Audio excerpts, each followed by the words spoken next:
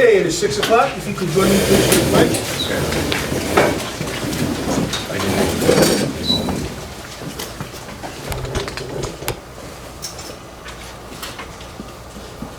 I pledge allegiance to the flag of the United States of America and to the republic for which it stands, one nation, under God, indivisible, with liberty and justice for all. Thank you. At this time, as we traditionally do, we'd like to take a moment of silence for those Fortean residents that have passed away since the last board meeting. And tonight we have one, Danielle Morgan, passed away on February 18, 2022. So if we could have a moment of silence, please.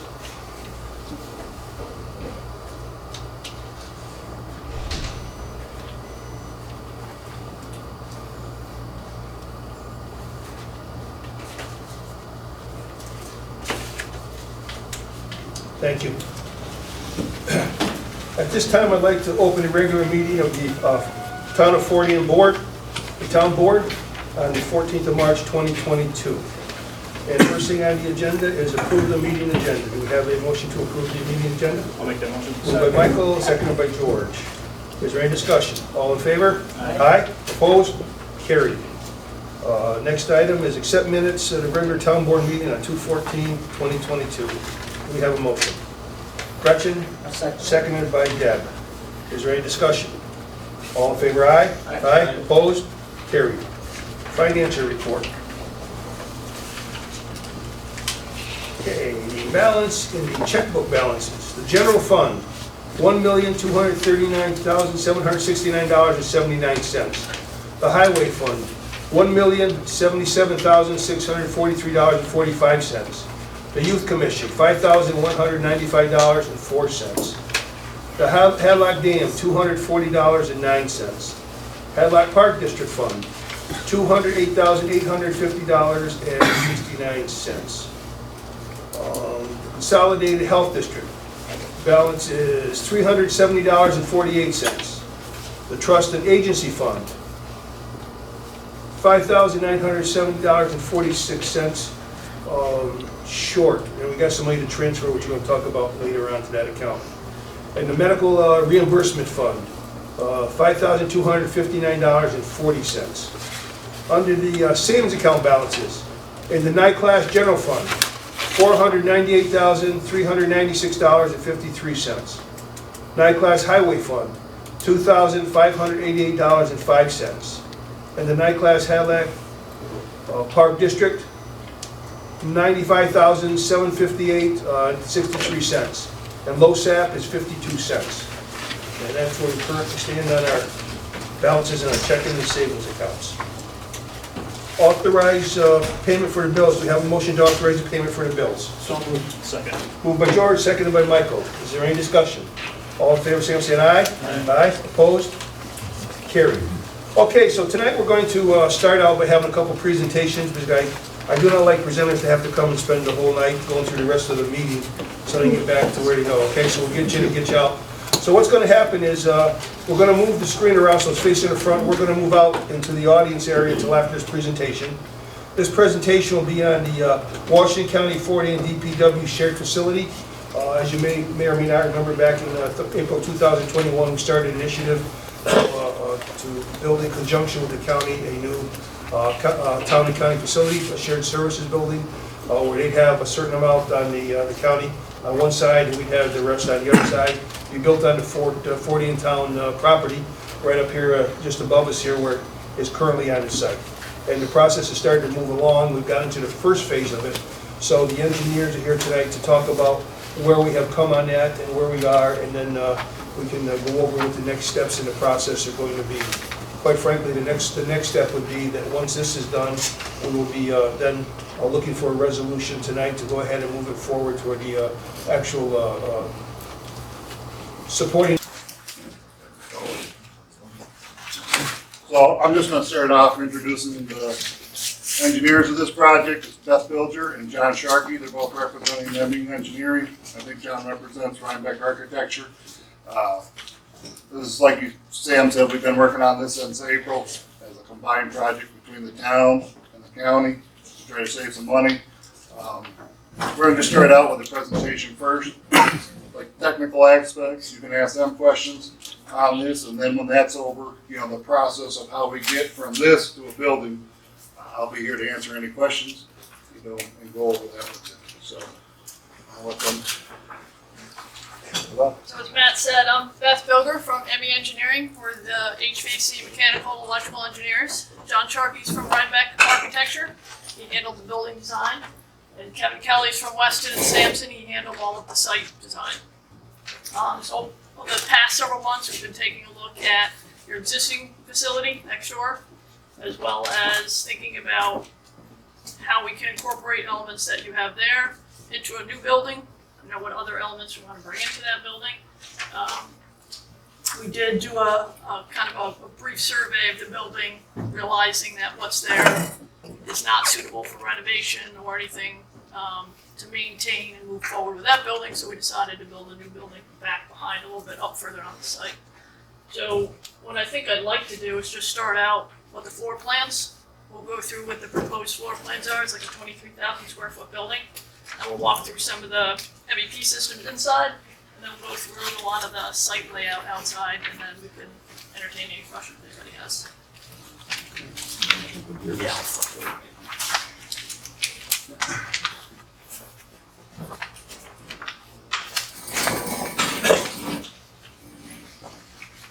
I have to stand up here because architects like to point at things as they're talking. So the floor plan we started out with was based on meetings with the county and the town already. So we have, as Beth said, about a 23,000 square foot building. And right now we have the building set up so that this end of the building would be the county space, which is 4 bays. And then this end of the building would be the town space. We tried to look at the economies of scale, trying to share some of the services. So the center bay here would be all the administration areas. So you would come in the main entry, there'd be an office for each, the town and the county, shared bathroom facilities there. Then once you get inside the space, on one side there'd be a storage area and a break room for the town, and then same thing mirrored on the other side, storage room and break room for the county on the other side.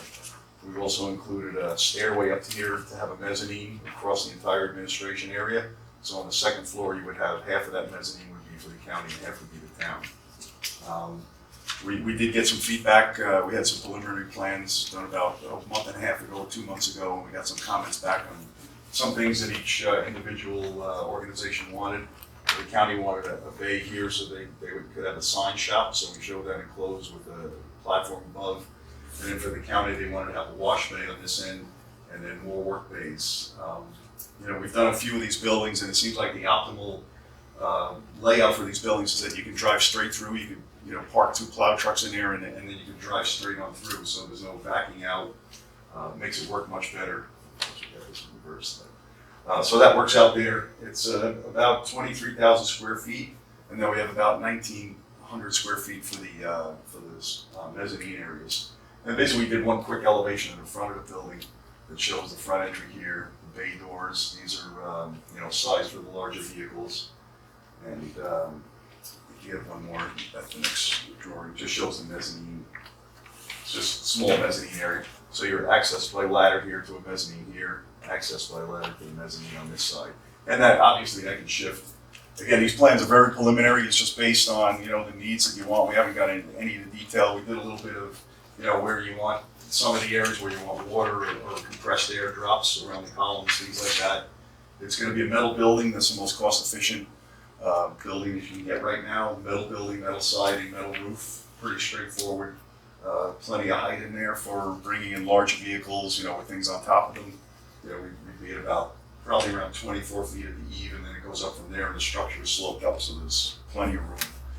I think that's roughly about the layout. Again, try to maximize this shared facility here, because that's where you know, these bays are fairly cheap to do. Where you're spending the money is in the administration and all the plumbing and the heating of these areas. So by combining it all, I think it's going to make it very cost effective. And you know, you don't need 2 plants, you don't need 2 furnaces, you don't need double of everything.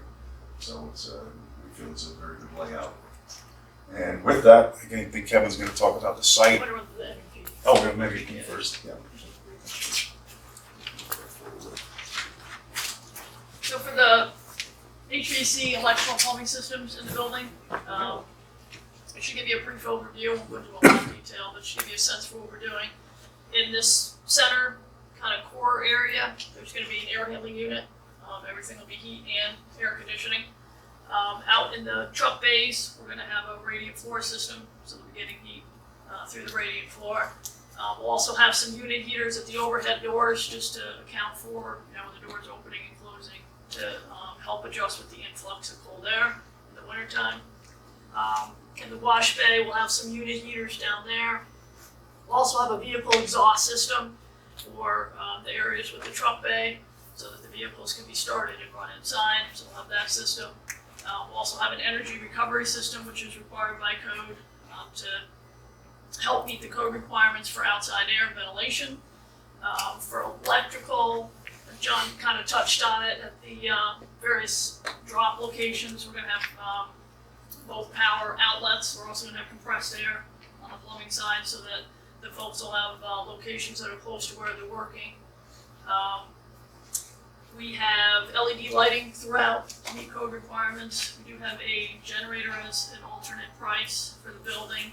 We also have a ground source heat pump system as an alternate price, which for folks that aren't familiar with it, it would be digging multiple wells underground and using the heat and cooling from those wells to help with the heating and cooling in the building. So we have an alternate price for that. And then we also have an alternate price for infrared heaters that would be hung up high in the bays as an alternate deduct price. It would actually be cheaper than the established system that we have in the report right now. Plumbing, fairly straightforward. We've got plumbing obviously in the cores for the bathroom and for the break room. The entire building will be fully covered with a wet sprinkler system. We do have propane that we're planning on site for some of the HVAC equipment, so that'll be available. That's most of the system, so I think you want to go to some of the site plan. Yeah, the sprinkler system is critical in the design because building code, I don't know if you know the Kingsbury facility, but the building code, you can only do 2 or 3 bays without having to put a 3-hour firewall between the bays, which is very expensive. And it's all got to be on a fire alarm system. So since the water is there, we're planning on doing sprinklers to make it much more cost effective. So, the site, right nearby, but orient you on the plan, this is Ann Street, this is 49. The existing town and county facilities right up front. And the nice thing about the parcel that you do have, there are around 16 acres altogether, is that you're able to do the construction for the new building, the new facility, and not disrupt the existing. So that way, they can be taken offline once you have your new facility available. So that's a real plus, because otherwise, phasing and staging can get kind of complex and can be a headache. So what we're proposing is to put a new facility back a little bit farther back on the site that will serve all the needs. And I'll go into that a little bit more. As far as the existing utilities for the site, we understand that there's a 8 or 10 inch water line out front along Ford Ann. So we're planning on tapping that for water for the building as well as fire protection. There should be plenty of pressure and volume. As far as electricity, there's also a corridor of overhead wires that serves the 2 facilities now, and we're talking about basically tapping into that and bringing it back onto the site, or the new building. As far as sewer goes, currently on site, we understand to be on-site septic, mostly up front probably, and that's been working so far, but with the new building, we're going to be looking at a new system, a new, possibly a raised bed system, or a traditional system, depending on the percolation we get with the existing soils back there. Another option that's out there is, we understand down by the car wash, there's municipal sewer, and there's a possibility to run a force main down to there so that you would pump from this location and use them municipals as a possibility. And all of these would be looked at in much more detail as the plan goes forward. Could you, so that's just a little bit of a close-up on the existing facilities. So one thing with the site program, we're looking at the shared facility that's going to sit back here. We're talking about keeping the existing salt shed in this location functioning, and there's also in this location there's gas and diesel. So we're talking about leaving those in place. There is room on the site back here to relocate or upgrade those facilities in the future. But right now, it probably would work well for your and not have to take on that extra expense at this point. So we're leaving those facilities as is.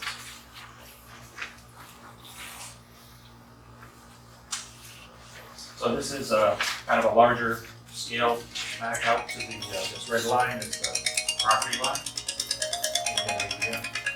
The site is rolling, generally flat. Immediately next to Route 149, it slopes down to 149 and a roadside swale there. It also drains off to kind of a brush corridor, wooded corridor off along this property line. And then in general, it drains across the site towards these high tension wire area. There's probably some wetlands down in this area that it ultimately goes to. So with that in mind, we're looking to keep things as simple as possible. So in this case, the blue pieces are stormwater management areas. That would be that would collect surface water runoff and do the treatment that we need to meet New York State requirements.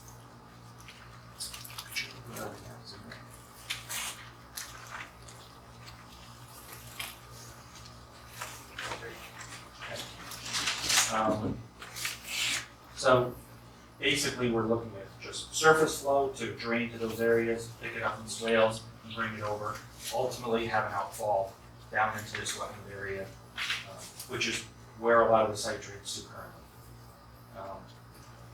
This layout also keeps the current stockpile and the use over on this part of the site alone and to function into the future. As far as access to the site, this is one of the existing one of the existing driveways now. We're talking about keeping that functioning for the two units up front, but have a separate corridor, a separate entrance that would lead back to the facility so that trucks and larger vehicles would be separated from everyday vehicles, cars, and uses. The other thing is putting it back on the site removes some of the kind of more utilitarian uses of the facility. Once this is built, it opens up the possibility of using these two parcels out front for redevelopment. So you would have the potential for something that would allow some use out front that's a little bit more convenient to Ann Street. Let's see, so for power and for water, we're talking about tapping probably about here and bringing it back in a main back to about where the building is now. And cap it, put a hydrant, and this would be a main water line that would go back and start to go back into the site. That could be extended at any point for any future use on the site. So we would run a larger diameter line up there, greater than the capacity needed for the building itself. At the same time, we could put a lateral off and provide some fire protection for either of these buildings in the short term, and then longer term, if they're redeveloped, then you have some firefighting capabilities. In this case, we're talking about bringing a water lateral over and into the building to provide for potable water and fire protection, as I said, wet system. For sanitary, because this is the core that will be generating and using a lot of the energy, we're we're gonna be looking at putting a septic system just out back.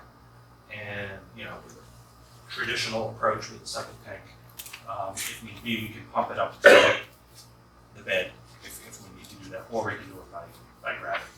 And we'll get into that next week as we go forward. Electric just strung overhead in a corridor, brought below grade here and brought underground to the building for surfaces. And in this case, we're showing a circulation pattern that you can use to go around the entire facility, branch off, go into either side of the building. There's already kind of a stone, crushed stone driveway of sorts up through here, so there's another emergency access for if this driveway were blocked for any reason. And at this end of the building, currently we're showing some visitor parking. What fits there right now is about 23 spaces. So that's what fits kind of neatly there, and that number could go up or down based on programming in the building.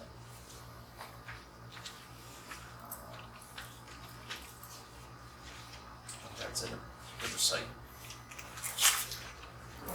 We can speak to the parking and then what looks like the lakes. Oh, Yeah, okay. yeah, right. Yeah, so. Just so everybody knows what they are. Yeah, okay, thank you. So we have a couple handicap parking spaces right at the entrance, and then we have the parking off to the side over here. There's about 23 parking spaces. It could be for employees, it could be for visitors. If there's meetings held or other things, that could be an overflow. If there was another use for the building, like emergency, it would provide some more parking as well. And as far as the blue blobs here, right now, conceptually show stormwater management areas. So what we're talking about is anything that falls on the building pretty much midway would come to the front of the site, run over, and into a kind of a shallow depression in that area. Anything running off the back would collect in a swale and bring over to a point here, connect the two together, and between the two, we'll meet the stormwater management guidelines set forth by New York State. So one of the things they'll do is just by the sheer volume that's provided in the ground, it will reduce the amount of runoff to a slower rate over time, so that it's more like what happens today on the green site. The other piece is treatment, and that means taking up some of the chemicals like phosphorus and nitrogen and anything that is airborne that lands in this area, and that's a biological breakdown. So sometimes we can do it in those basins just by providing enough area and the infiltration ability of the soil.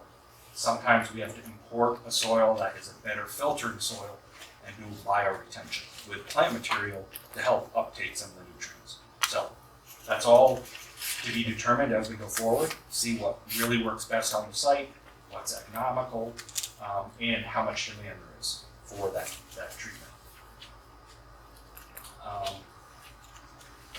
As far as the soils go, the soils are rated Class C, D soils hydrologically, meaning that not a high infiltration rate, capable. And we'll work with those to create proper situations for treatment as well as on-site setting. So maybe the system gets a little bigger, maybe we dose it over time. It's all worked out in the final design.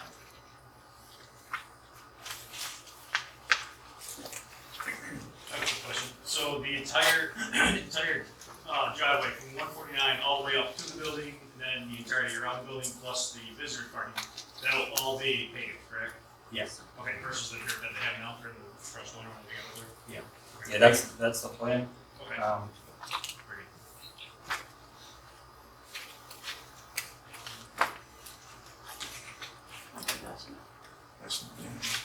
Oh, do you have anything you want to add to it?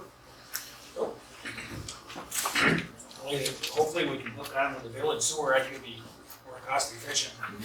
Septic up back, but that's to be careful. Yeah, I think it's about 3,000 feet, I think, down to tie into municipal. And, you know, in the short term, you're gonna have to cross driveways and or under to get the force main through, but long term, maintenance costs are gonna be easier, I guess. Paul, what's your thought on a generator? Needed, not needed? You need A to. generator would be nice, just in case there was an actual emergency, you know, where people had to come to the ground. It's gonna be big enough now where you can pull the trucks out, if you did have a major catastrophe, where you could actually bring some people there. Yeah, we would have a whole series of alternates in the project to say, you know, Yeah. decide at bid time if, you know, if there's enough money, you can do the generator or smaller generator, you know, different steps. So the fun part, money. So I think everybody's got the report, there's a lot of backup to this sheet, you know, behind it, but just to give you a close idea. So, obviously, prices of materials are changing, they probably changed as we were driving up here today, because everything is going on, but right now, I'm gonna grab this because it's a little blurry. No, so it's just. And.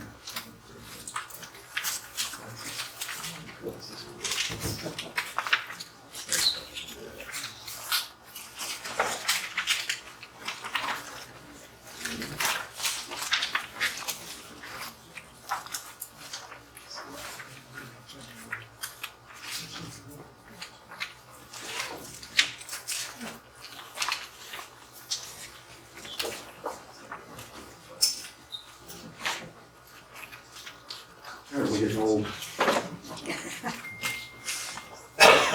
So, the first column, if you look at it, we estimated all the different categories of the project, and we came up with a hard cost for just the construction of $5,581,180 for the base price of the building.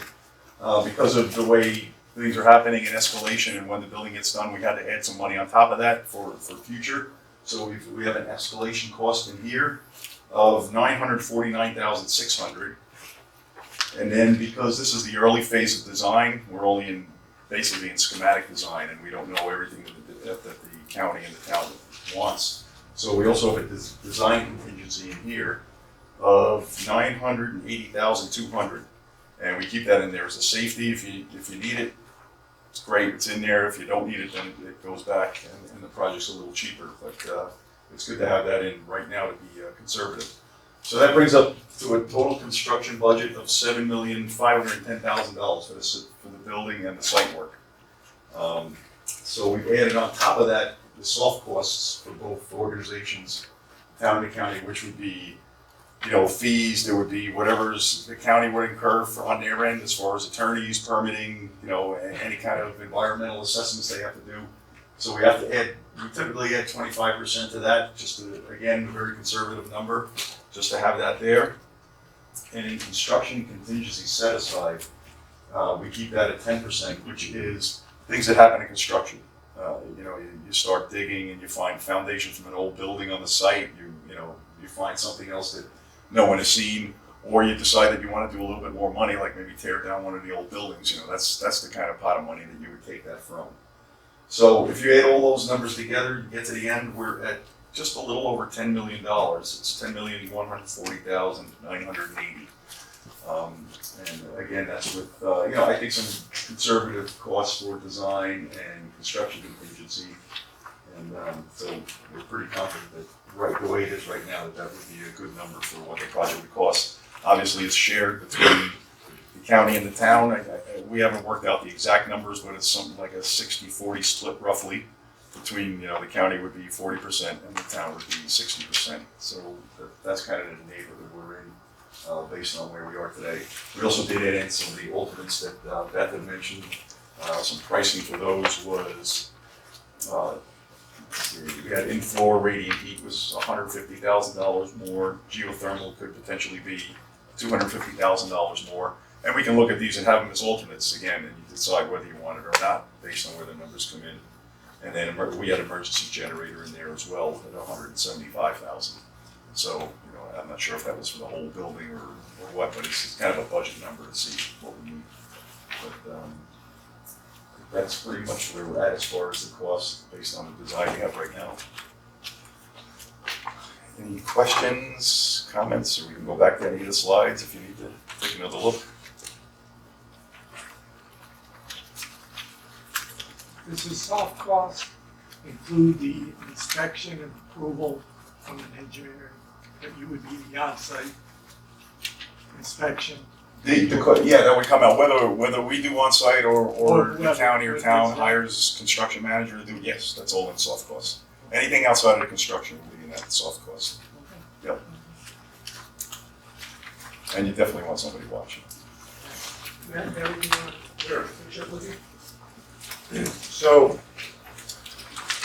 from, speaking for the county, on this end of it, we're this far in, and I think Sam touched on this before, we're getting to the point now where we're looking for some, I mean, obviously, we've already committed a little bit, because we've paid for this engineering study, but the next step is actually to go out to bid for the engineering of the building. Now, it doesn't cost anything to go out to bid at this point, you know, it's just my work of writing the, you know, the procurement and everything to put out the public. But at that point, we'll be getting the cost of the engineering. And like, this is the point now, if we're at sticker shock, I mean, this is the point where we're not, or I mean, we've done a lot of work to get to this point. We feel like this is fair numbers. So we're looking, you know, from the town board to have some sort of resolution just as support to go forward.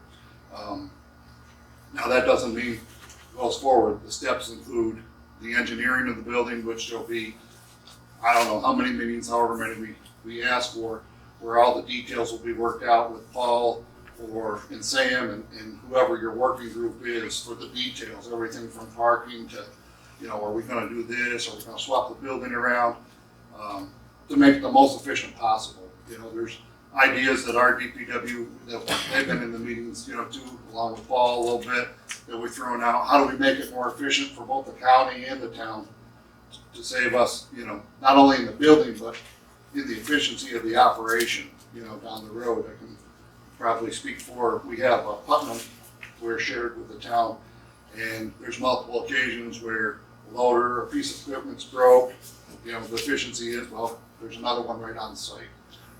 It's a great plan, it's worked together, the building sharing has worked together good. So we feel like this is the best way to go.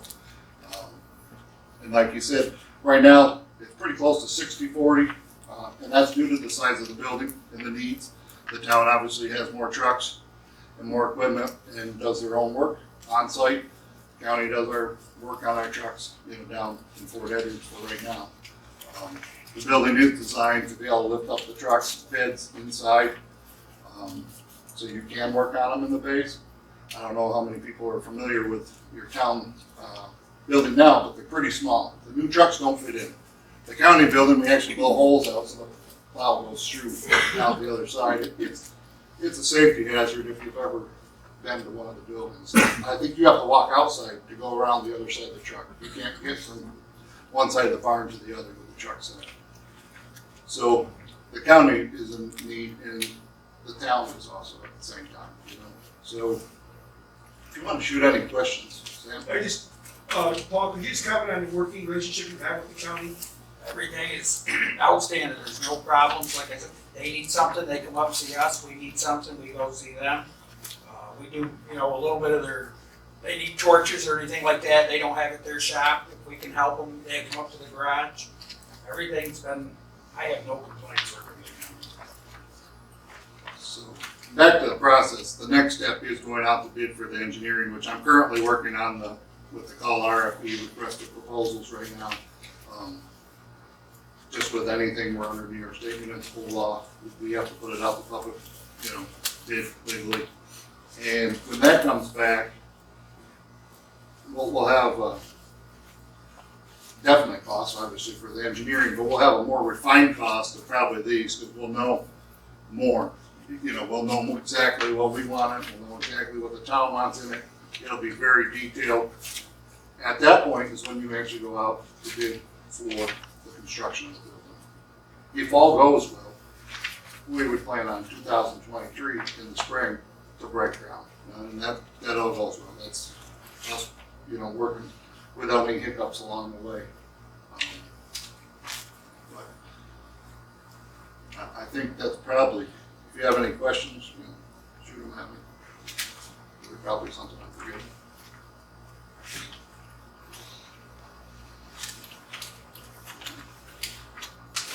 Okay, thank you. Thank you. Thank you.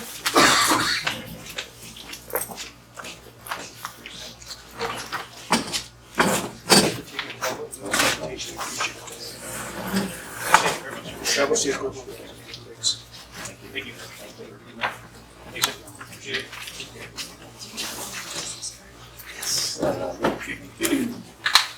Matt, how we take this screen out already? No. Be in touch, don't worry.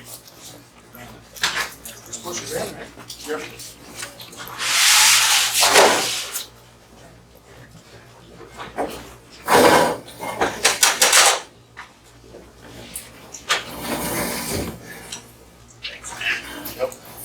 Melissa, County Administrator, do you have anything you want to add? Only that, I think on the county aspect or position, we're excited for this to go forward with the town of Fort Anne. Having seen both barns, there's certainly a need of it, and there's some major safety concerns on both ends. So I'm hoping that we can come up with something and have this partnership. Part of what we're working on together is, I know we talked about this is a shared service agreement that we have. However, it appears it's gonna be more cost effective with the new grant that they have out, where we can, if we continue to go forward with the county, they'll be able to apply for a $200,000 grant towards theirs. We will do ours. And by chance, if the village would like to use a stall to store theirs in, we can convince them to go in with us. We would be able to have them get their $200,000 grant that we could apply towards either their permanent lease there, or however we want to do something with that. But they'd all have to be parked in the same building, which would come out better than the actual amount of the cost share that would come back. So that's a project that we're working on now. And I did want to point out that the county administrator is a recent new resident of the town of Fort Anne, by the way, also. So now she got down there, she decided to move, into Right. the better section. That's right. So, very good, thank you. Okay, next presentation we have is by Lori Barber, she's tax assessor, to update us on assessment issues. So, You're welcome, step right here in front if you like, Lori, okay?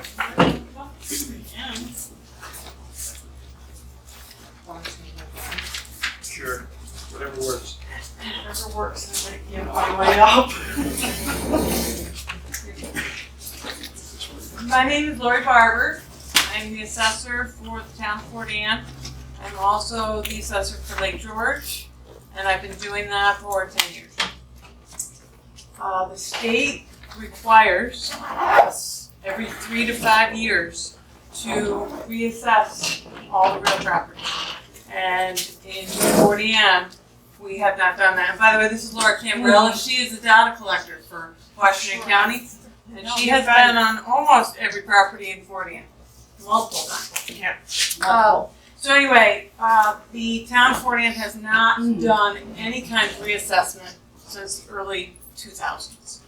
And so there is a lot of inequitability going on with the rolls. So for the next 2 years, we are going to slowly Starting with this year.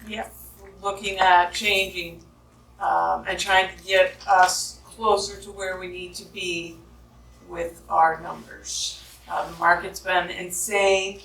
We're not going to come anywhere near those numbers, nor would we want to, because eventually that will come down. But, so we have started for this year, we have started changing numbers to try to get us where we need to be. The sales are way higher than the assessed values. Again, we're not going to get anywhere near there, but we are trying to get where we need to be to have it be equitable in the state's eyes as well as ours.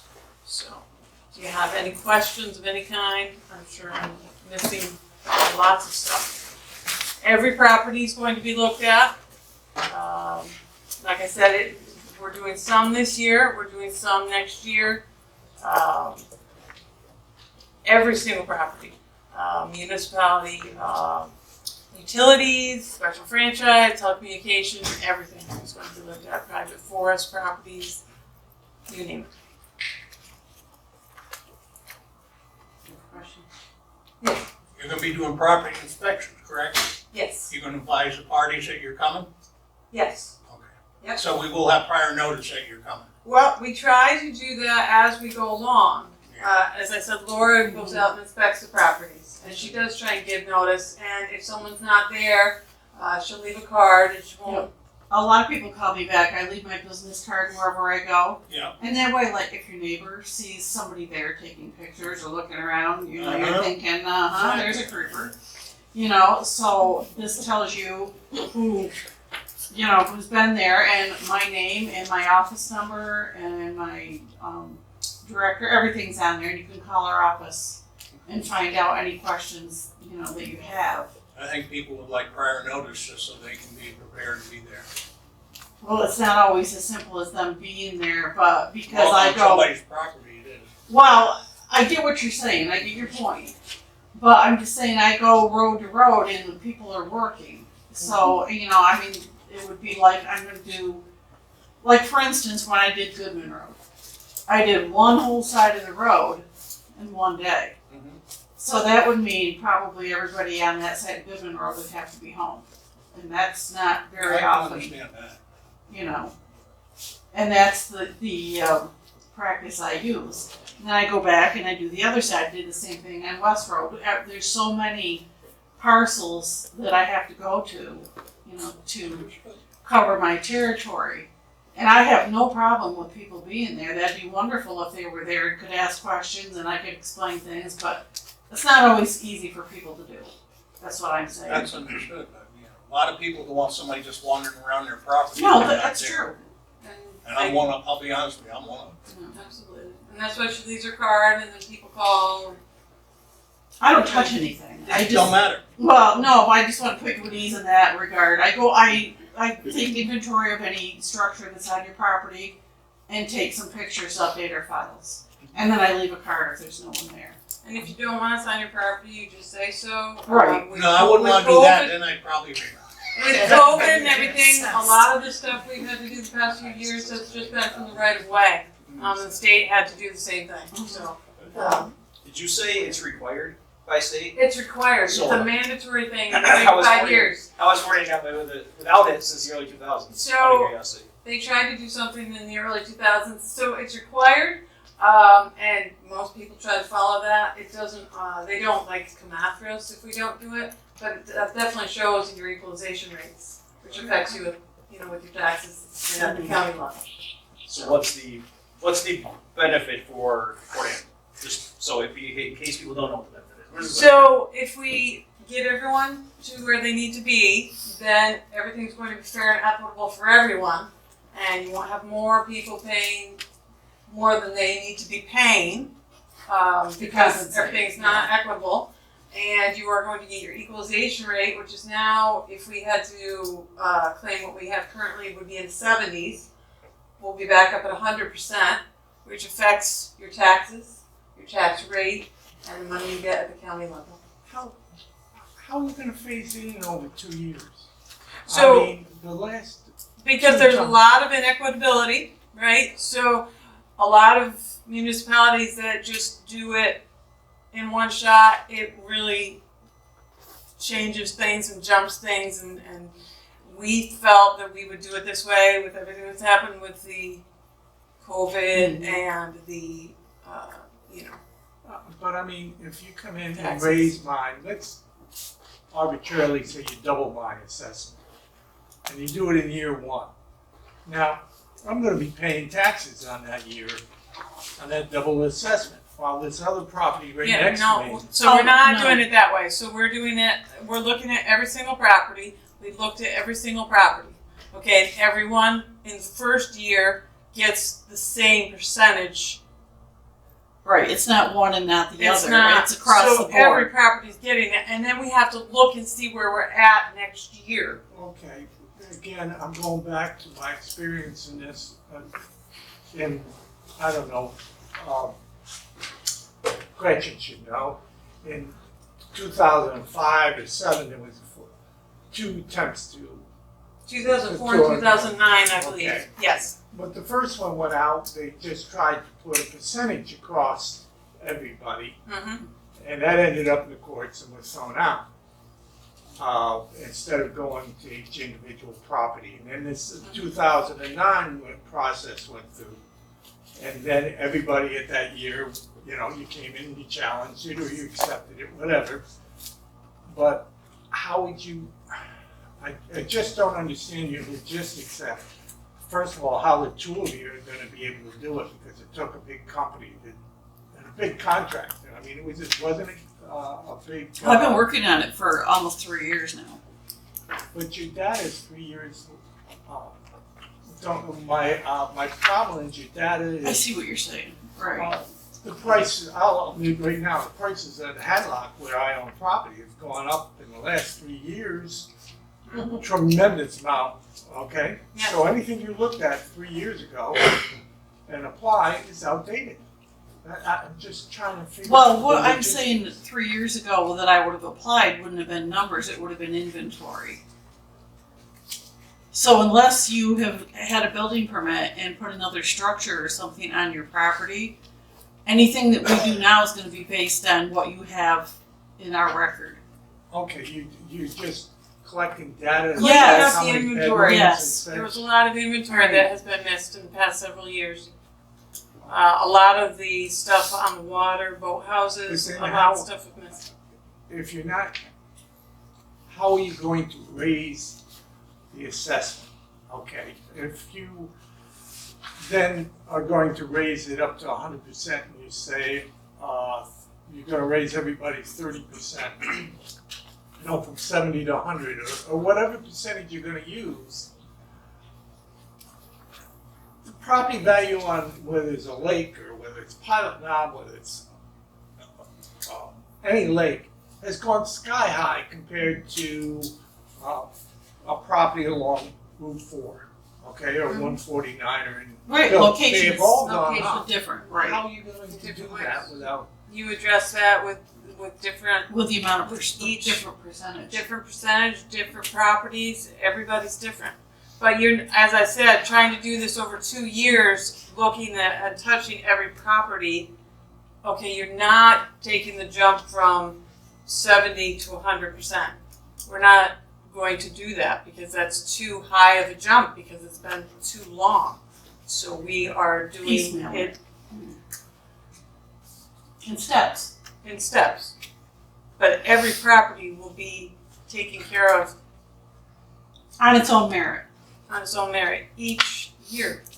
And then if at the end of 2 years, if there's a crash, then we adjust going the other way. Each property. So I know what Mr. Bailey's, what he's saying is, okay, so his house, is up on the lake and it gets assessed this year. And his goes way up. Mine doesn't get looked at this year and it stays where it is. No, Right, but I just said that they're all looked at and they're all changed. So then there's actually gonna be changes in there. There's changes Okay, for that's- every single parcel, Mhm. okay, but it's not 30%, 60%, 100%, 200%. It's not, it's a beginning, it's a step off point. And then we need to look and evaluate where everyone's at next year. It's kind of something that it's needed to be done for a long time. I'm not And it questioning definitely that, I'm needs to just be addressed. questioning- I can just remember, when that happened the one where it got thrown out, there was lines going out the door, waiting for the, to challenge, my challenge. I went to file, I can't remember the appeal, you know, it only cost $35. I mean, everybody I know challenged. How the heck are you gonna handle that? So we're not doing that, we're not taking huge jumps, we're starting.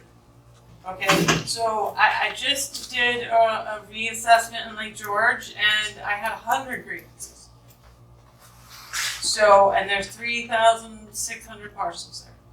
Okay, so we're not doing that. We're not, and that was going from wherever I was at the time to 100%. We're not doing that this year. We're trying to get us a start because we're way behind, because this has been so long and nobody thought that that was fair.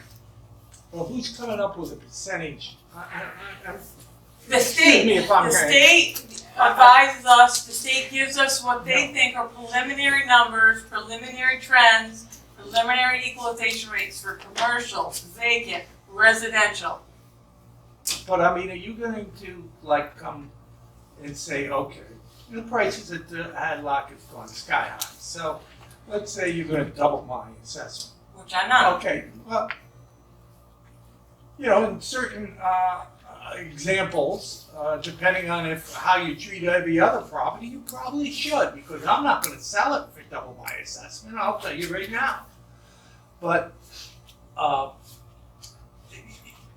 at the same time, how are you, this is what happened in 2004 and why it ended up in court and got thrown out, because it was so, it was haphazard, and they were coming up with these percentages and applying it across the board, and the percentages made no sense. I just remember that fiasco. I think that part of it was the way that it was done back in Yeah. 2004. Yeah, we can't And speak these- to that, and- really. And what they're doing here now is a result of those kind of practices by individual towns in the past. They've just done, they completed, what, 5 or 6 other towns in the county that they do the assessing for, the county does the assessing for. And those have been finished, some of those have lake property in them as well. So it's a process that seems to be working. Are businesses assessed differently? We We didn't haven't looked at commercials yet. Commercials are a little different for you. Also, So we have to, they just have to be done differently. They're on a different level than residential. Okay. So we haven't looked at them are you gonna be doing commercials? yet. We are going to be doing commercials, absolutely. So how does a property that's, because we're Again, that's we're something coming in. that the state guides us on, right? So when they send me the trends, they're saying, okay, so commercial, you need to go, they're saying 10%. Residential 15%, or whatever their number. So then you go by that, and then you say, okay, well, what does the sales say? That's a trend. That's taking a whole bunch of places and saying like places, okay. And so then I take my numbers, and I take my sales, and I take what I have seen, and then I say, okay, do I agree with that or do I not? And then if I don't, then So I go with what I want. is I a go unique, what I think is right. is a unique question for you. So a property that's used strictly as a short-term rental, is assessed as a property, or it's a residential property, or it's assessed as a business? It's assessed as a residential. Why, it's a business. Why? Well, because that is a new thing, and I have the same thing in Lake George. And for one thing, you guys are just starting to address short-term rentals here. In Lake George, we have a company that tracks all the short-term rentals, and they let me know, so it's a little bit different. It would be a very tough thing to do to assess those people differently when we don't have the information here in Fort Anthony. Well, it has been established that that's what's happening. Eventually it's going They're to be, renting so out that's the why, that's house, why I'm asking, eventually it's going to be. No, they're not. They're renting out a commercial residence. It is not their primary Some people are residence. renting out their houses, you know what I Some mean? people There's a do lot that, of yeah. different people that do things, And there's a lot of established, full-time, of which I am aware of, Oh, I'm sure absolutely. you are. It should be, they can't be residential then. they're They strictly. are residential, they New are York- classified as residential. If New York, At this point, But as a one-family residence, that's how they're. there hasn't been any change in that in any of the towns. That at this point, it's a new sort of well, thing. because right, there Everyone's hasn't been any starting- precedent set by the state of New You know, York. even at the county level, they're just starting to look at short-term rentals and what they can do for that. You know, we haven't, Is that why they're coming up with the bed tax for different? they're starting to look at all of that. I see Warrensburg there today, Mm-hmm. and a paper. I think the state is working on an initiative now through the state assembly this year, next year, probably, and through the Senate, that they will be considered business because they do file business tax returns, they do, everything else is it's a business except the assessing aspect. Absolutely. So I think that eventually that will. It'll change, right. So if right now, something like a short-term rental property is going to be just strictly short-term rental, if it's assessed as a residential house right now, the state changed it, whatever needs to change. Now they say, no, those are commercial, those are considered businesses. Does you reassess that property then? It depends on what everyone else is doing. If the state says, yes, we're going to start doing this, and they give us that guidance, and then the towns of Queensbury and, all the other places start saying, well, yes, we're going to start looking at that differently, absolutely. So right now, Lake George assessed their short-term rentals as residential properties. That's what you're saying. Okay. Absolutely. So did Queensbury, so did Bolton. Okay. And there are a lot of them that those are not primary residences, they are businesses. Okay. Absolutely. I was just looking for some sort of, precedence and, it's hard without any real guidance from Yeah, higher. that's- well, than- it yeah, is I hard. understand that, yeah, absolutely, so. It's just like solar panels, it's just like all the other stuff, I don't assess those, we don't have enough information on the sales of those properties, to know. So we have to get a lot more guidance before we're able to. So over the next few years, are people going to look at a tax increase? Because that's what's going to get fired down on us. That's going to be the big question. Are my taxes going to go up? So, traditionally, when the assessments change, the tax rate goes down. So I'm hoping in the first year that it's not going to be a huge increase. I'm hoping that it's going to be level. Can you So give me I a can't ballpark guarantee range it. on a $200,000 assessment, let's say? How much of an increase potentially they're going to look at percentage-wise? I can't for taxes, I don't know the tax rates. Based on what the budget source, what they would be. But what will happen is that normally, the shift would be, it balances. Some people who are under-assessed are gonna be raised, some that are over-assessed are gonna be lower. Okay, so it's kind of a wash, if you will. It's not exact science by any And some stretch of the say- imagination, but say it's level, almost the same. And then the budgets would indicate what it is. Yeah, keep in mind, the equalization rate is also tied into the school aid for the school systems. And the lower that goes, the less state aid you get, so it's a double-edged sword kind of. And then your school taxes go up because you don't have the same amount, state aid hasn't been increased. I just have one question. Yes. So regardless of what the town passes for short-term rentals, for commercial bases or residential base, a short-term rental will only be looked at as residential until New York State Point. tells you differently. Well, until New York State tells us, or until, the local The surrounding assessors, Washington, Warren County, all collectively say, we need to look at this and we need to change this. Thank you. So Shelby, I think that they would wait until the state legislature did something Right. to that, to put some teeth into that. Right. You said when you're presented with the information from Washington County, that you look at it and if you agree with it. From you the just- state. Or from the state, I'm sorry. You either agree with it or you do not agree with it.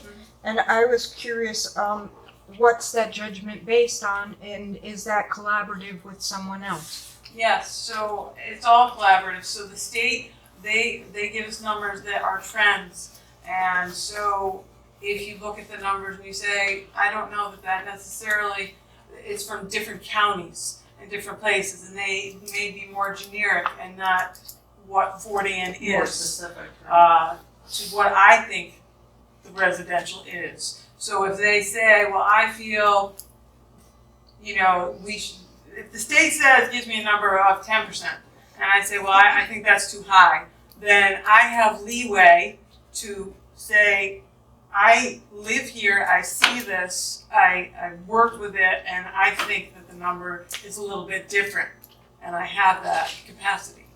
So, But you could because the not- state's not here to know. Okay.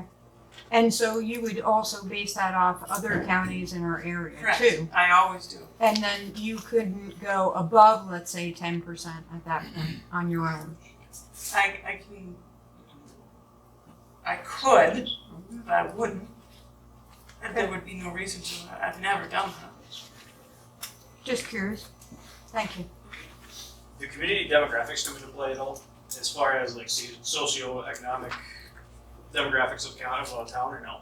No, it's a market value based on sales, unfortunately. I know very little about real estate, that's what I'm asking. And that's why I said, I think it's really important to understand that any changes that we make, you know, just like what happened in 2008, okay, it can change. And if it changes going the other way, then we have to, I would change it. I have changed it. I did that in the early 2000s. So, you know, you have to go with that information as well. It could go either way. Right now, it's going up. So we have to try to change that for the good of everyone. So going forward, it would be diligent to not let another 15 years go by when we do it again. That's correct. Absolutely.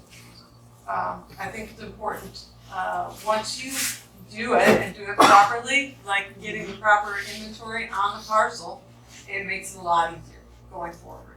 Because if you know the market and you know where things are going, it's very easy to say, you know, and like I said, she's very familiar with the property. She's lived here. I live in Granville, But, and I know a lot of people in town. I've spent a lot of time in Fort Anne. And I'm just very familiar with the area. You know, and it's just an ongoing process. But every day. it is. I mean, we just keep going and going. But it makes the process so much easier because you've got a true picture of what's on each parcel and what, you know, you're not second guessing it and you don't have files that are outdated with nothing in them. And new pictures. And I take pictures everywhere I go. That's all on ImageMate, Washington County ImageMate. Yeah. As soon as All it's the new updated. pictures. All the Yeah, inventory. because I put them in our system. And they're accessible to anybody that wants to look. Okay, are there any other questions on assessments? If not, I thank Laura and Lori for coming tonight and look forward to your work on the readout. Thank you. Okay, thank you. So we now go on to the public comment under the agenda items. And for those of you that may not have, if you take a look at the last page stapled on your agenda tonight, it talks about the privilege of 4 parameters. There's a specific section on public comment, one on public hearing, and one on public discussion. So what I have done in the past is, because where it was located on the thing, I asked if there's public comment, and we commented on some things. But the true purpose of public comment is just to make a comment, it's not for a back and forth dialogue. That would be down to the public discussion aspect of it. And that's normally a time limit of up to 5 minutes can be put on that per speaker, can be allocated for the public discussion aspect of it. So, and that can be a back and forth. So we'll try to keep it in those confines because as we go farther down, we start talking about the short-term rentals and other issues that we're going to have. We need to be able to do those in a timely manner and not have the same thing repeated over and over again. I think most of us get it by the second or third time. So we'll try to stick with this as best we can. So at this point in time, are there any public comments that anybody has? Going once, going twice, going 3 times. Okay, see nothing there, we'll move on down to reports and town officials. Today, George and I did a webinar with the Lake George Park Commission, and it talked about herbicide treatment for milfoil and when we got onto it. And they're still waiting for the results of the lake that they had done up in Minerva. There's several other lakes that they have done, and they say it's been very successful. And I will just start, and George can jump in with some of the stuff that he probably remembered that I forgot. But the basic thing was when they treated it with this specific herbicide that they had, it would kill it. You put it on in the season before the milfoil starts really growing up. It kills it at the base more or less. I asked about, does it chopped up, does it just dissolve, does it disintegrate it, what does it do? It stops it from growing. So it doesn't grow, it's not there, there's nothing to harvest out. There's nothing, floaters or any of those kind of things supposedly. It's below the levels of what's required by New York State for, it's far below for drinking.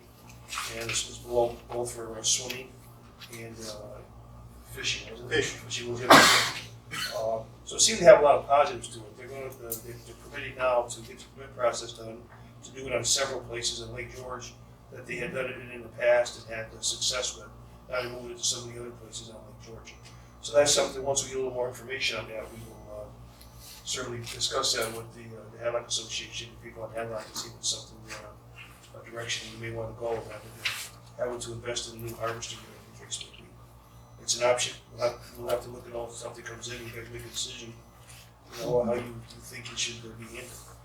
Most people are living on the lake, so nothing we're going to be doing this year because we're almost by the season now. We're going to be doing it in the springtime, and we're starting to work up with several other lakes.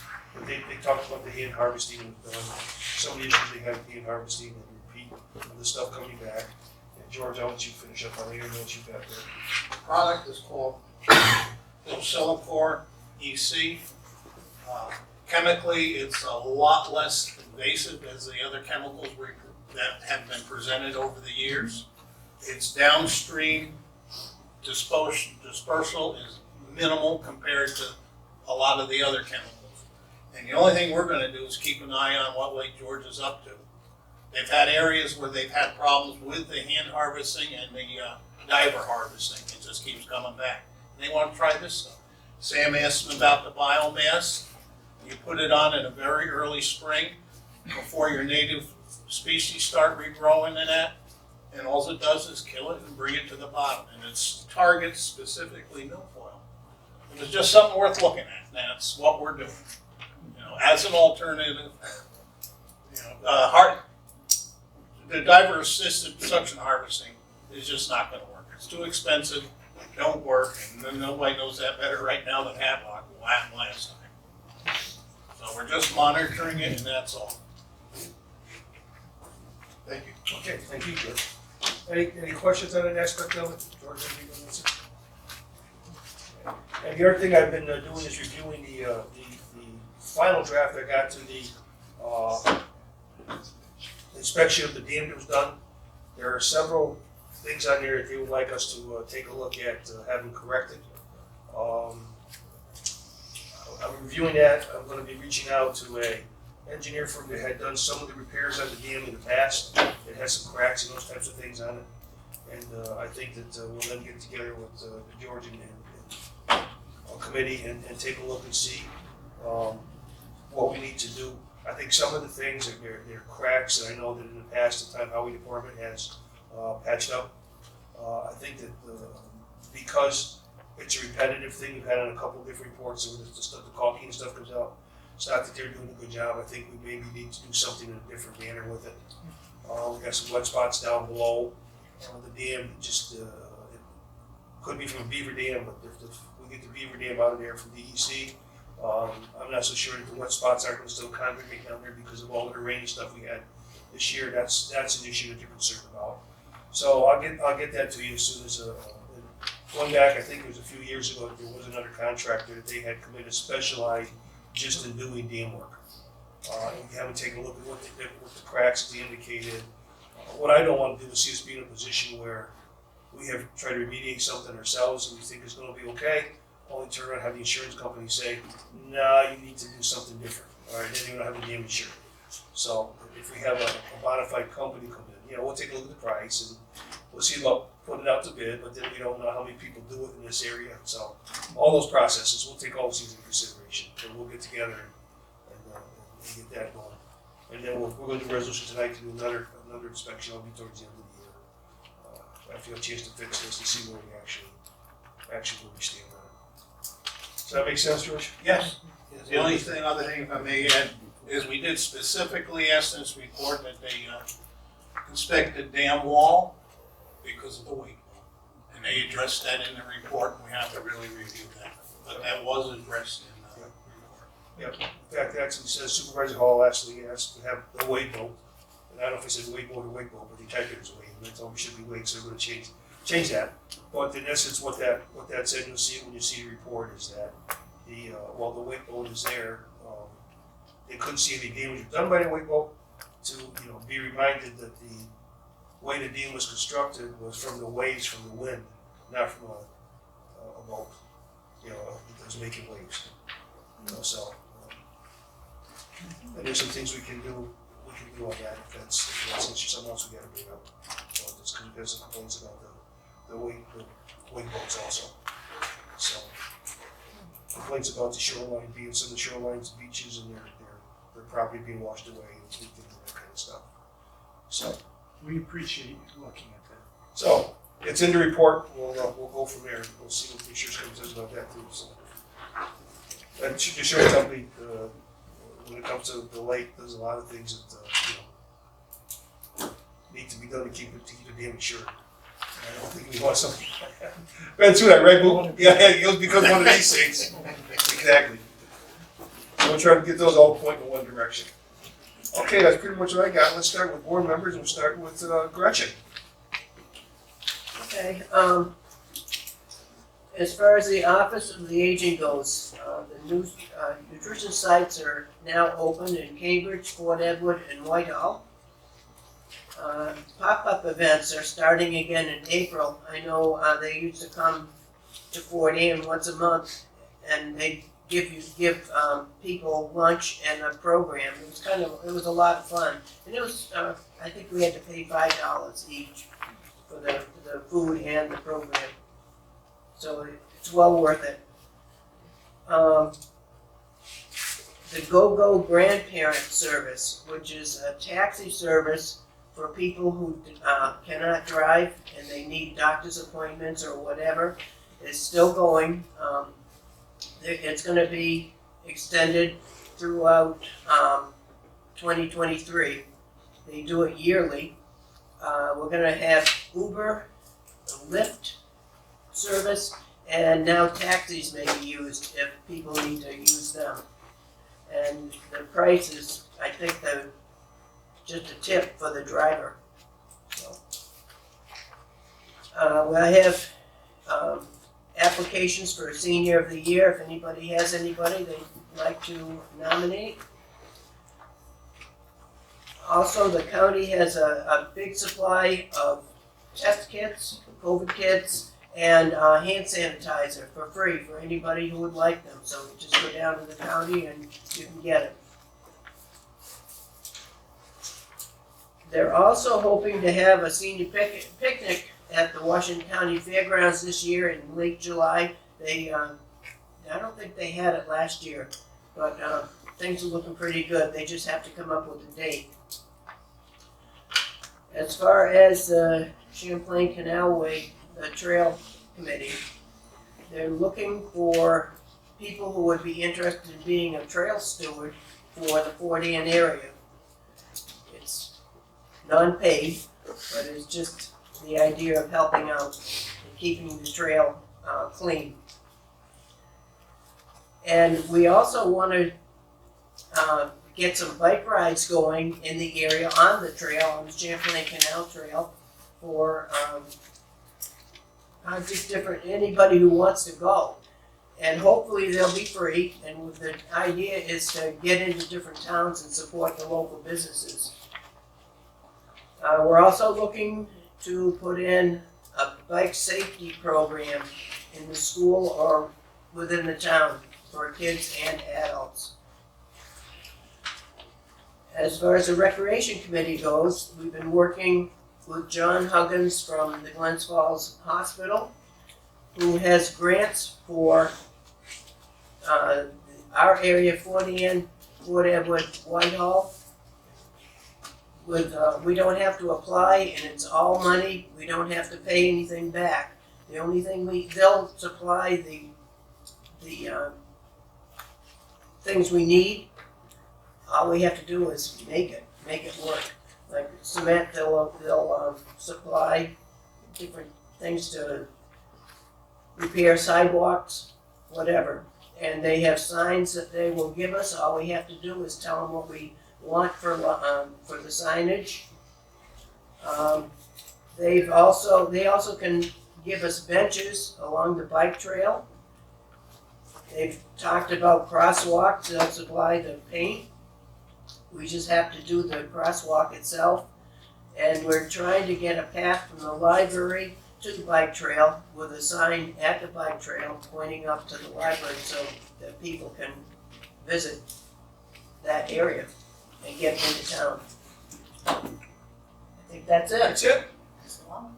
Very good, thank you, Gretchen, for all the work you do on those things. And as far as the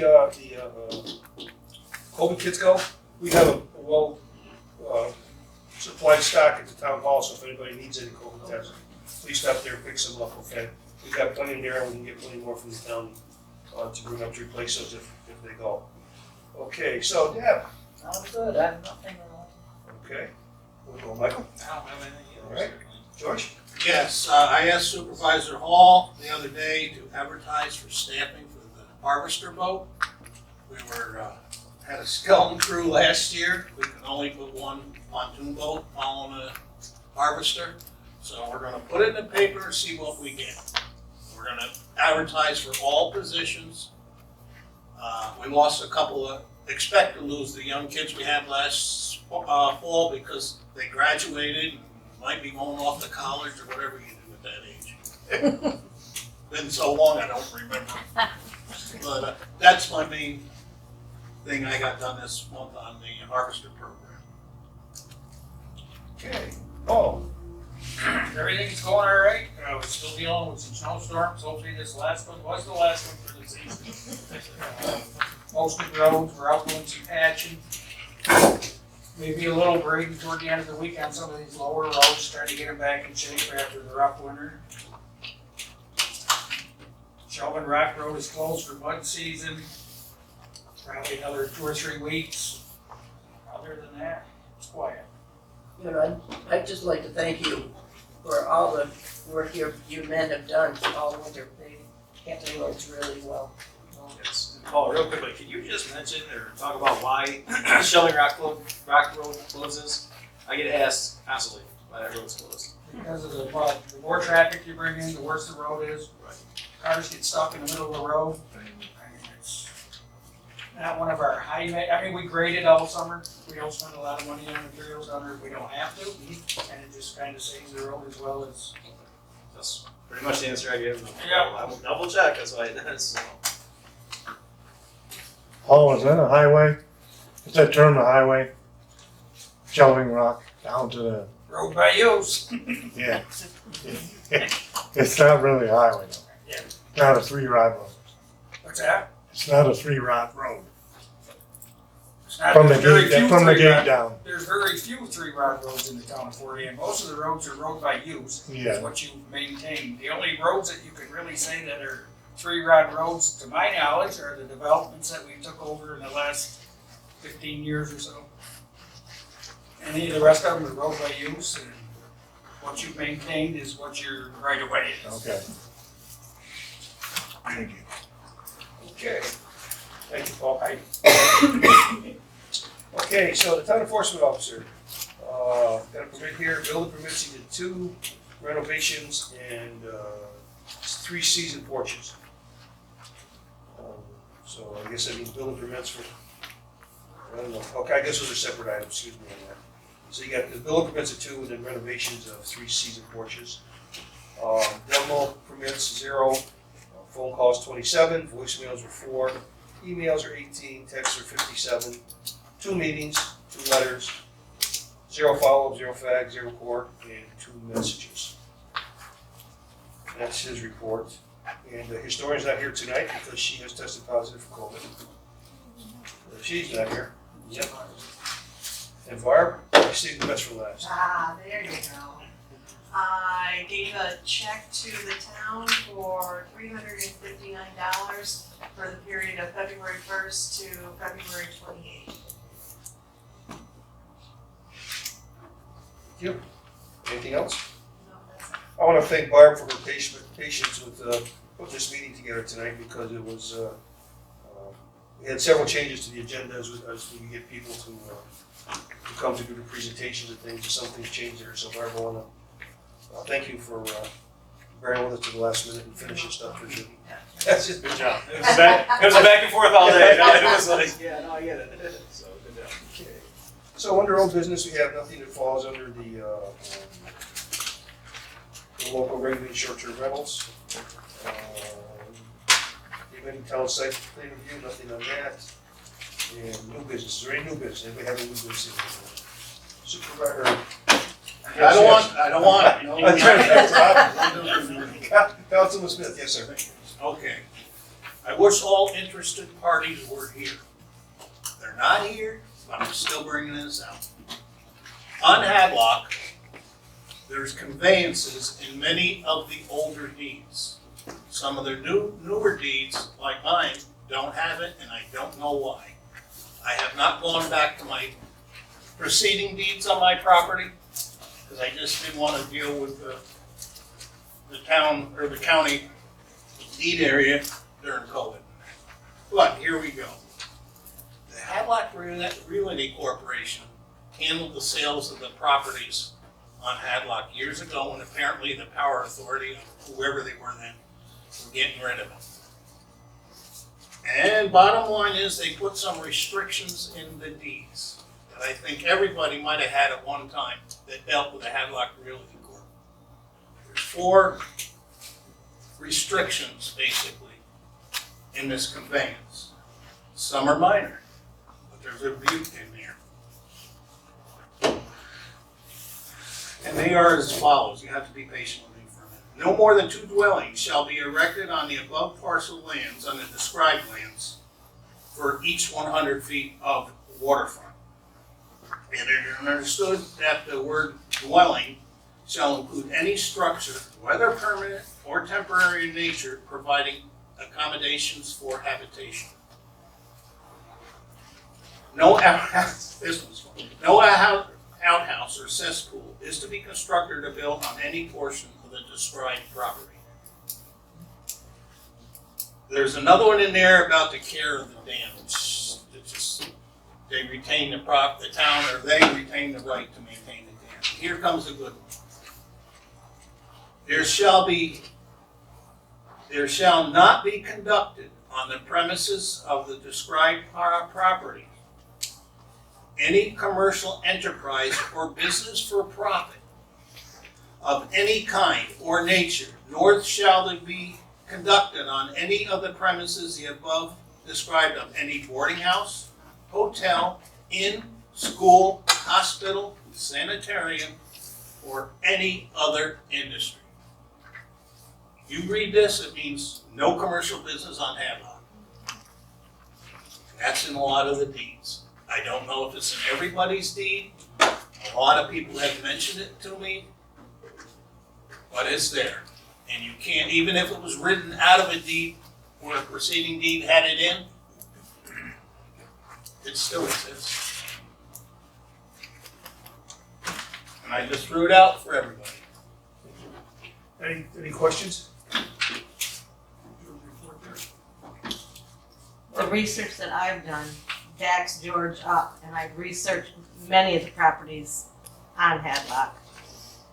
And sometimes you have to go back to the 1920s to find it, but it's usually there.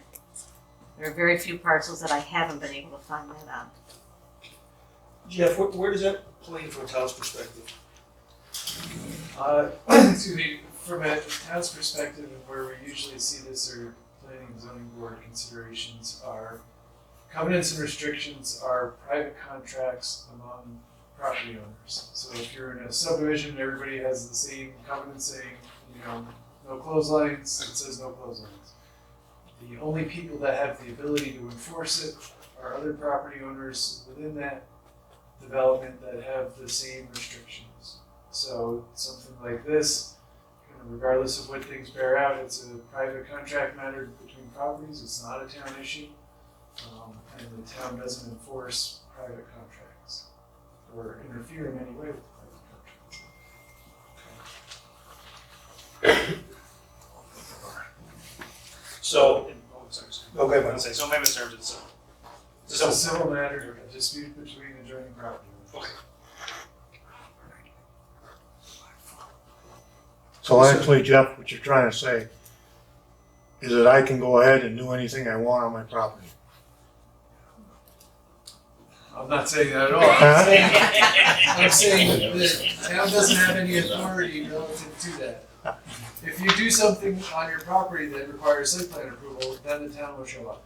If you do something that requires subdivision approval, then the town can show up. Building code, the county or the town can show up. But as it relates to that covenant,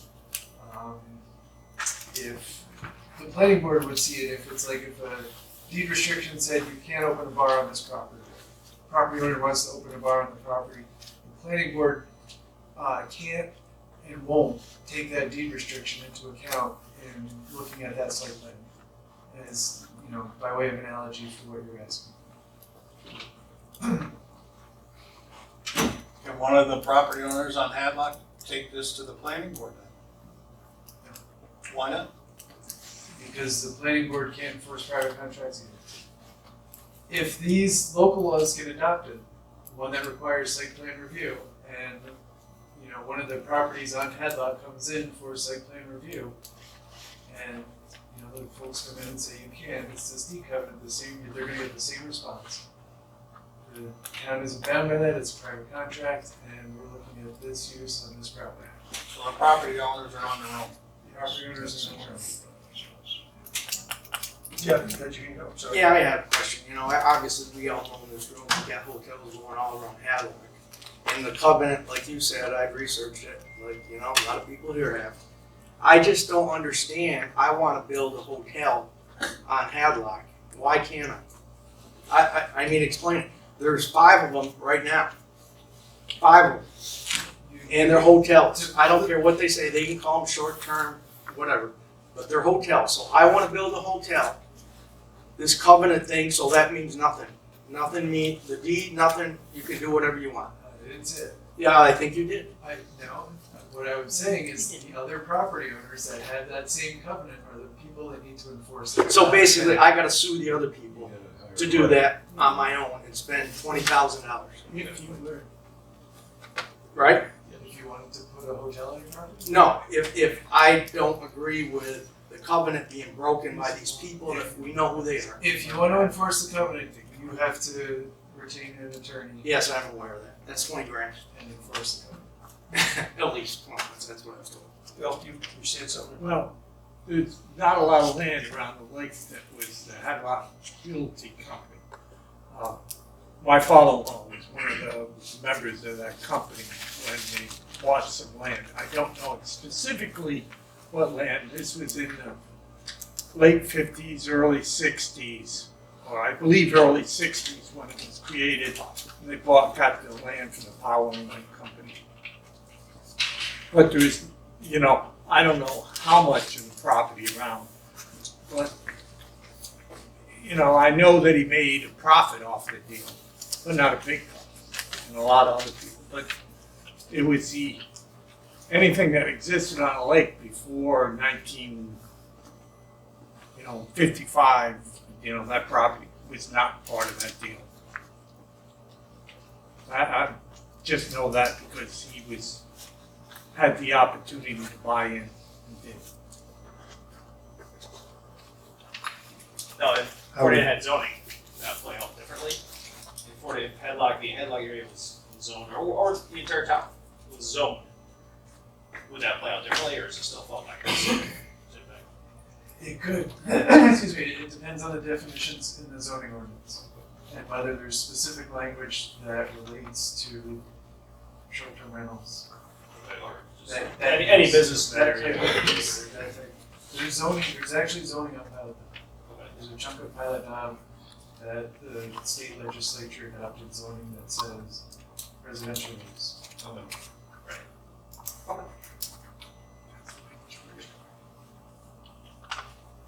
Any other questions? Okay, we'll move on to the resolutions part. Resolution number 45 of 2022, authorizing Supervisor Hall to sign the Haley and Aldrich proposal for annual Hadlock Dam inspection services. Have a motion? Moved by Michael, seconded by George. Is there any discussion? All in favor, aye? Aye. Opposed? Carried.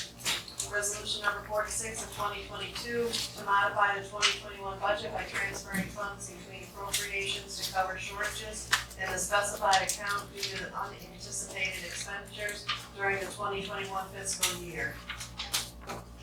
We have a motion to move it. I'll make a motion. Moved by Deb, seconds. Second by Michael, any discussion? All in favor? Aye. Opposed? Carried. Did a roll call, Mark? Oh, go ahead, I'm sorry. Councilman Sexton? Yes.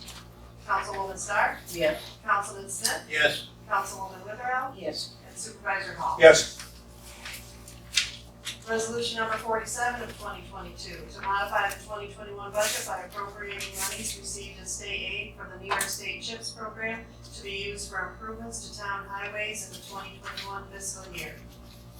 You have a motion to move that. So moved by Gretchen, seconded by Michael. Is there any discussion? And we'll have a roll call on that also. Councilman Smith? Yes. Councilwoman Stark? Yes. Councilman Sexton? Yes. Councilwoman Witherell? Yes. And Supervisor Hall? Yes. Resolution number 48 of 2022 to modify the 2021 budget by transferring funds from the contingency fund to specified accounts due to unanticipated expenditures in those accounts during the 2021 fiscal year. Have a motion to accept. So moved. Moved by George, I'll second. seconded by Deb. Any discussion? Roll call, please. Councilman Smith? Yes. Councilwoman Stark? Yes. Councilman Sexton? Yes. Councilwoman Witherell? Yes. And Supervisor Hall? Yes. Resolution number 49 of 2022 to modify the 2021 budget by transferring funds between appropriations to cover shortages in specified accounts due to unanticipated expenditures during the 2021 fiscal year. We have a motion. I'll make that motion. Michael moves it. Second. Gretchen seconds it. Is there any discussion? Roll call, please. Councilman Sexton? Yes. Councilwoman Stark? Yes. Councilman Smith? Yes. Councilwoman Witherell? Yes. And Supervisor Hall? Yes. Resolution number 50 of 2022 for the town of Fort Anne to set a public hearing for the financing of a new Rousing Power engine tanker to be purchased by the Fort Anne Volunteer Fire Company. Resolved that the town clerk shall be directed to publish a public notice in the public hearing in the official newspaper Post-Star relative to the financing of the proposed purchase of a new engine tanker, and the town clerk is hereby directed to also post said notice in accordance with the applicable law. We have a motion. I'll make that motion. Moved by Michael, we have a second. Second by Gretchen. Discussion. And the public hearing will be on April 11th, 2022, 6:05, correct? Yes.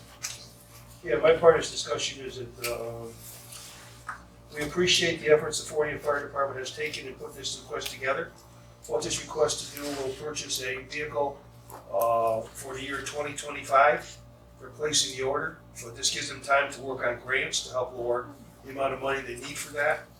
And by doing it and spacing it out in advance, that will enable them to utilize the money that they're already making on a payment, so it will not be a big adjustment to their budget when they come before the town board to get that money in 2025 and kind of hold their budget in place. So I'd like to commend them for that. Thank you very much. We appreciate your cooperation on that, and it makes it a whole lot easier to plan out where we go in the future with the budgets and to apply for grants and those kind of things so that, you know, we can give the taxpayers as much relief as we can for some of these necessities that we have, so thank you. Is there any other discussion?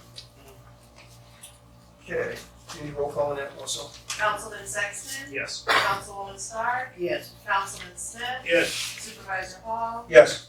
Councilwoman Witherell? Yes.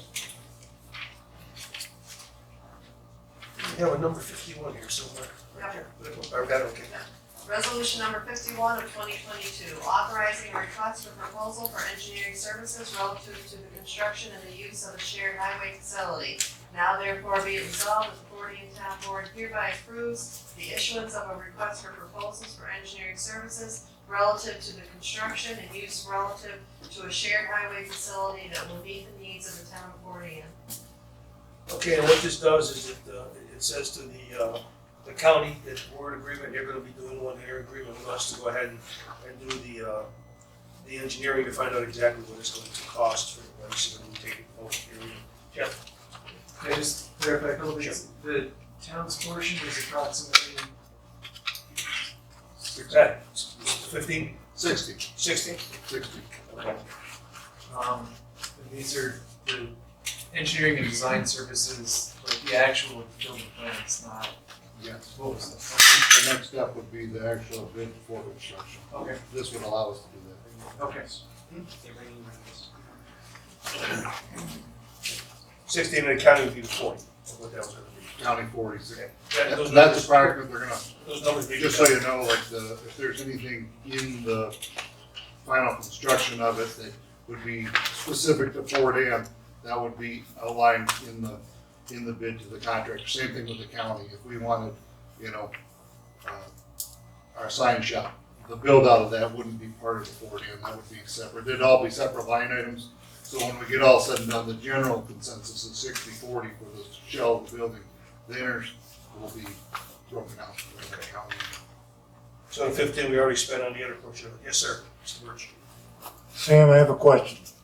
Seeing how that the town already owns the land, and you're talking a 60-40, does that come into any play with the county? You already own the land. They don't own the land. It will go on at least as you have with the county. Okay. For use of land. Yes. I'll just add into that, just the plan, how this would go forward would be the county would be the lead agency on the build. The actual operation of the building, the town would be the lead agency of the operation of the building, and the county would do a lease agreement with them for the space. We have to negotiate that out. With everything from utilities right down through, right now, that's how it's discussed as it would work. I mean, if it was something different. And another point, the 15,000 that was for this study, not only did it give the study to do this, it also allows us to apply for that grant for each municipality. That's up to 200,000. After talking to our planning agency and everything at the county, it's not a promise to get that 200,000, but it does look like a pretty good shot. Like, we've done our homework and we've provided the proof we need to for her to apply for the grant for both the town and the county. Yeah, this is a good time with it now, with the infrastructure bills that are out there, everything else, the other monies that are out there. This is a specific program for this purpose. So I think It's called the local government efficiency grant. It should make it a lot more efficient. So, okay. Does that answer your question? You need to any questions? Okay. So everybody clear on that? Yeah, I've seen the motion. I'll Mike makes a second it. motion, Deb seconds it. Is there any further discussion? All in favor, aye? Aye. Roll call, I'm sorry. Councilman Sexton? Yes. Councilwoman Starr? Yes. Councilman Smith? Yes. Councilwoman Rivera? Yes. And Supervisor Hall? Yes. See, Melissa, I'm following the same path with the county. Those are the roll calls. I miss them completely. And it says that I don't know why I miss them. I got told you about them. The county, I highlighted them, we're still missing anyways. So. Okay. You all set now? Okay. Is there anything else at this point in time, public discussion, anything else that anybody wants to bring up? I guess I just have one question. So just in general, the short-term rental laws are to regulate short-term rentals, correct? Not to run them out of Fort Ann, correct? Correct. Okay. The reason I brought up that subject, it's a hot issue. I It's in their understand that, needs. and that's fine, that's totally fine, but I just wanted to clarify something, because comments and questions that were raised today don't make that a really transparent. Well, basically, yeah. I mean, there are concerns on both sides of the coin. Of course. So we need to give both sides the opportunity to express with each other. So, okay, and I will say there is a difference, and this is part of what we wrestle with here with trying to put this thing in place, as most houses do. There is a difference between someone that rents the home they live in out to somebody on a short-term basis versus a business that doesn't live there, it's not their home, that's specifically what they have it for, okay? and how that is structured. You know, in most places, I know what the legislature has done is for the different businesses, they can't figure out how they should do that. Then they, you know, for the assessment portion of it, they look at each parcel as income generated. I mean, there's several different methods of the assessing units used right now. And, you know, even if the other assessors in other towns, and I'm speaking for myself here, okay? Even if the assessors in other towns got together and said, hey, this is how we're going to assess short-term rentals, I would feel uncomfortable with that if we didn't have something in the real estate property laws that said, go ahead and do that. You know, I think you don't want to be fooling ourselves and giving a false hope to, you know, individuals who think they should be assessed higher on that basis. So, you know, I think that, but I do know that there's several legislators are trying to move it through to say that, hey, that's what the action are as a business. So, is there any other questions, concerns, or public discussion? If not, I would like to thank everyone for attending tonight's meeting. Hopefully you got some value out of the two reports that were done. The only thing I'd like to finish in, because I just made a note here and I didn't do it before, two things I want to talk about. One is the percentage of the COVID vaccinations that we had in Washington County. I'm very proud of the fact that the way that our public health and our other departments that supported public health worked out through that pandemic portion of it with the vaccinations. And I will say this, that in Washington County, 65 and above, the ones that were the most susceptible to the long-term effects of the disease, we had 95% of the seniors in Washington County got the first phase, first shot, and 94% got the second shot.